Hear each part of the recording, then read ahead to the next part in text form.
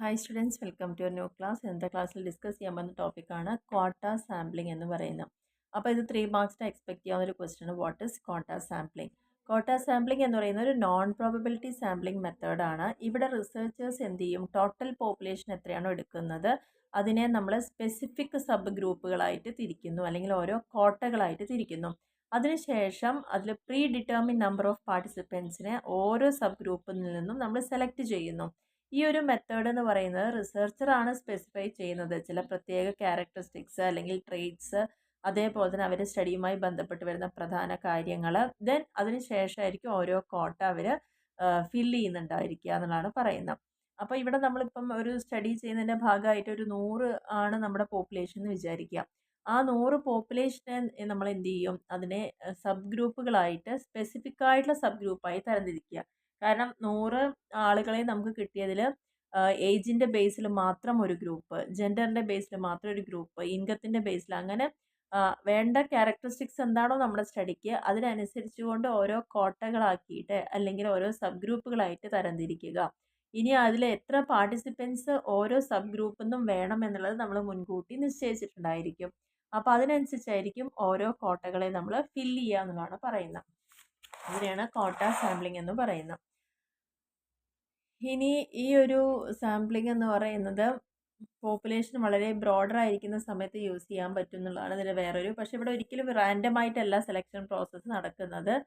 പിന്നെ ഇതിൽ പറയേണ്ട ഒരു കാര്യം എന്ന് പറയുന്നത് ഇതിൻ്റെ പ്രധാന ക്യാരക്ടറിസ്റ്റിക്സ് കോട്ട സാമ്പിളിങ്ങിൻ്റെ നോൺ റാൻഡം സെലക്ഷനാണ്. അത് നമ്മളെല്ലാറ്റിലും ഈ മെത്തേഡുകളിലൊക്കെ പറയാൻ പറ്റുന്നൊരു പോയിന്റുകളാണ്. അതുപോലെ പോപ്പുലേഷൻ സ്ട്രാറ്റിഫിക്കേഷൻ, പോപ്പുലേഷനെ നമ്മൾ ഓരോ സ്ട്രാറ്റകളായിട്ട് സബ് ഗ്രൂപ്പുകളായിട്ട് ഡിവൈഡ് ചെയ്യണം. അതിൻ്റെ ഇമ്പോർട്ടൻറ്റ് ക്യാരക്ടറിസ്റ്റിക്സ്, നമ്മുടെ സ്റ്റഡിക്ക് വേണ്ടതായിട്ടുള്ളത് എന്താണോ, നമ്മൾ സ്ട്രാറ്റ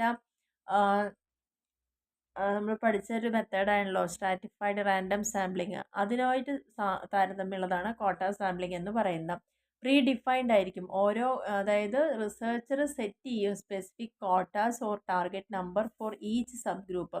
ഓരോ സബ് ഗ്രൂപ്പിൽ നിന്നും എത്ര നമ്പേഴ്സിനെ നമ്മൾ സെലക്ട് ചെയ്യണം എന്നുള്ളത് നമ്മൾ ആദ്യം ജനറൽ പോപ്പുലേഷൻ എടുക്കും. അതിൻ്റെ ബേസിസിൽ അതിൻ്റെ പ്രൊപ്പോർഷനേറ്റ് ആയിട്ടായിരിക്കും ഡിവൈഡ് ചെയ്യുക.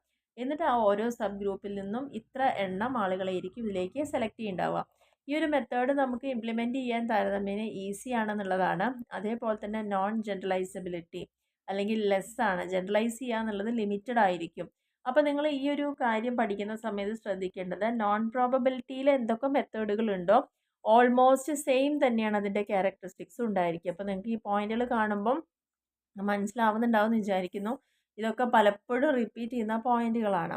ഇനി ഈ ഒരു കോട്ട സാമ്പിളിംഗ് എങ്ങനെയാണ് ചെയ്യാന്ന് ചോദിച്ചാൽ അതൊരു പ്രോസസ്സ് ഉണ്ട്. പ്രധാനമായിട്ടും നമ്മൾ ആദ്യം നമ്മുടെ സബ് ഗ്രൂപ്പുകൾ ഏതൊക്കെയാണെന്നുള്ളതും ഓരോ ഗ്രൂപ്പിൻ്റെയും ക്യാരക്ടറിസ്റ്റിക്സ് എന്തൊക്കെ വേണം എന്നുള്ളതും ആദ്യമേ തന്നെ നമ്മൾ ഐഡൻറ്റിഫൈ ചെയ്യുകയാണ് ചെയ്യുന്നത്. അതിനുശേഷമാണ് കോട്ടകൾ ഡിറ്റർമിൻ ചെയ്യുന്നത്. കോട്ടാസ് ഫോർ ഈച്ച് ഗ്രൂപ്പ്, ഓരോ ഗ്രൂപ്പിനും എത്ര കോട്ടയാണ്, are determined based on either population proportion, ഒന്നില്ലെങ്കിൽ പോപ്പുലേഷൻ്റെ പ്രൊപ്പോർഷൻ അനുസരിച്ചായിരിക്കും ഓരോ സബ് ഗ്രൂപ്പിലും കോട്ടകൾ ഫിക്സ് ചെയ്യുന്നുണ്ടാവുക.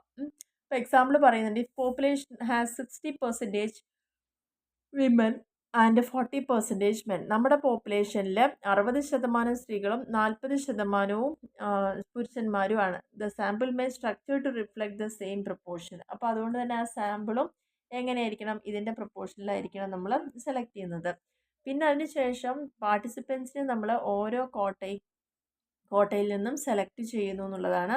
ആ സബ് ഗ്രൂപ്പിൻ്റെ ഉള്ളിൽ നിന്ന് തന്നെ റിസർച്ചേഴ്സ് ആ കോട്ടാസ് ഫില്ല് ചെയ്യണം. നോൺ റാൻഡം ആയിട്ട് സെലക്ട് ചെയ്തിട്ട് അവർ ഫില്ല് ചെയ്യുന്നു. നമ്മുടെ സൗകര്യത്തിനനുസരിച്ചായിരിക്കും ഇവരെ നമ്മൾ സെലക്ട് ചെയ്യുന്നത്. അവർ പാർട്ടിസിപ്പൻസിനെ ഇൻ്റർവ്യൂ ചെയ്യുന്നു ചില സ്പെസിഫിക് ലൊക്കേഷനിൽ, അല്ലെങ്കിൽ കോണ്ടാക്ട് ചെയ്യുന്നു, മീറ്റ് ചെയ്യുന്നു. ആ ഓരോ റിക്വയർഡ് നമ്പറും കാറ്റഗറി എന്നുള്ളവരെയൊക്കെ മീറ്റ് ചെയ്യുന്നു. അതിനുശേഷം അവരിൽ നിന്ന് ഡാറ്റ കളക്ട് ചെയ്യുന്നു. കിട്ടിയ ഡാറ്റേനെ നമ്മൾ അനലൈസ് ചെയ്യുന്നു. അങ്ങനെ ആ കോട്ടാസ് എല്ലാം ഫില്ലായി കഴിഞ്ഞാൽ റിസർച്ചർ അവരിൽ നിന്ന് കളക്ട് ചെയ്യണ വിവരങ്ങൾ അനലൈസ് ചെയ്യുന്നു ഡാറ്റേനെ. അത് യൂസ് ചെയ്തിട്ട്, ഇത് നോർമലി എപ്പോഴും യൂസ് ചെയ്യുന്ന ഡിസ്ക്രിപ്റ്റീവ് അനാലിസിസിനാണ് ഈ ഒരു മെത്തേഡ് അധികമായിട്ടും യൂസ് ചെയ്യുന്നതെന്നുള്ളതാണ് പറയുന്നത്. ഇനി ഈ കോട്ട സാമ്പിളിങ്ങിൻ്റെ ആപ്ലിക്കേഷൻസ്, നമ്മൾ ഈ ആപ്ലിക്കേഷനൊക്കെ ഓൾമോസ്റ്റ് സെയിം തന്നെയാണ്. മാർക്കറ്റ് റിസർച്ചിൽ ഉപയോഗിക്കുന്നുണ്ട്, പബ്ലിക് ഒപ്പീനിയൻ പോളിങ്ങിന് യൂസ് ചെയ്യുന്ന, ഹെൽത്ത് കെയർ ആൻഡ് മെഡിക്കൽ റിസർച്ചിൽ, സോഷ്യൽ റിസർച്ചിൽ, അഡ്വർടൈസിങ് ആൻഡ് പ്രൊഡക്റ്റ് ടെസ്റ്റിങ്ങിലൊക്കെ ഇത് യൂസ് ചെയ്യുന്നുണ്ട്. ഈ കോട്ട സാമ്പിളിങ്ങിൻ്റെ അഡ്വാൻറ്റേജസ് എന്തൊക്കെയാണ്? ഇത് വളരെ ചിലവ് കുറഞ്ഞ, താരതമ്യേന ചിലവ് കുറഞ്ഞൊരു മാർഗ്ഗമാണ്. നമുക്ക് സമയലാഭം ഉണ്ടായിരിക്കും ഈ ഒരു മെത്തേഡ് കൊണ്ട്. അതേപോലെ തന്നെ നമുക്ക് സബ് ഗ്രൂപ്പുകളുടെ ആ ഓരോന്നിൽ എത്ര പേരെ വേണമെന്നുള്ള റെപ്രസെൻറ്റേഷനൊക്കെ നമുക്ക് കൺട്രോൾ ചെയ്യാൻ അവിടെ സാധിക്കുന്നു എന്നുള്ളതാണ്. അതേപോലെ തന്നെ റിസർച്ചർക്ക് ഇത് എപ്പോൾ വേണമെങ്കിലും മാറ്റങ്ങൾ വരുത്താം, ഫ്ലെക്സിബിൾ ആണ്, എളുപ്പത്തിൽ തന്നെ ഇംപ്ലിമെൻറ്റ് ചെയ്യാൻ സാധിക്കുന്നു എന്നുള്ളതാണ്. അതേപോലെ ഈ ഒരു മെത്തേഡ് ഇവിടെ കൂടുതലായിട്ട് ഉപയോഗിക്കുന്നത് ഡിസ്ക്രിപ്റ്റീവ് സ്റ്റഡീസിലായിരിക്കും.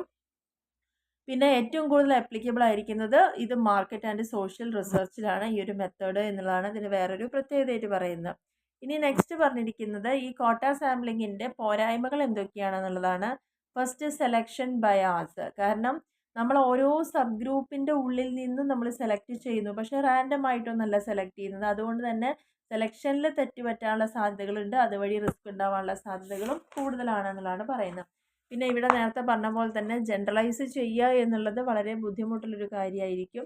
കാരണം ആ ഒരു എൻറ്റയർ പോപ്പുലേഷനിൽ നിന്ന് ജനറലൈസ് ചെയ്യുക, ഫൈൻഡിങ്സ് കിട്ടുക എന്ന് പറഞ്ഞാൽ ബുദ്ധിമുട്ടാണ്. റിസർച്ചറുടെ ജഡ്ജ്മെൻറ്റിനെ ബേസ് ചെയ്ത് ഡിപ്പെൻഡ് ചെയ്തിട്ടായിരിക്കും ഉണ്ടായിരിക്കുക.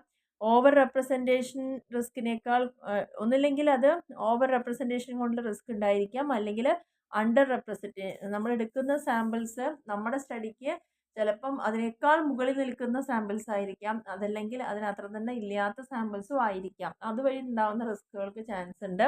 ഇൻഫറൻഷ്യൽ അനാലിസിസിൽ, അതായത് സ്റ്റാറ്റിസ്റ്റിക്കലി ഉള്ള അനാലിസിസിലൊന്നും ഈ ഒരു മെത്തേഡ് അത്ര സ്യൂട്ടബിൾ അല്ല എന്നുള്ളതാണ് പറയുന്നത്.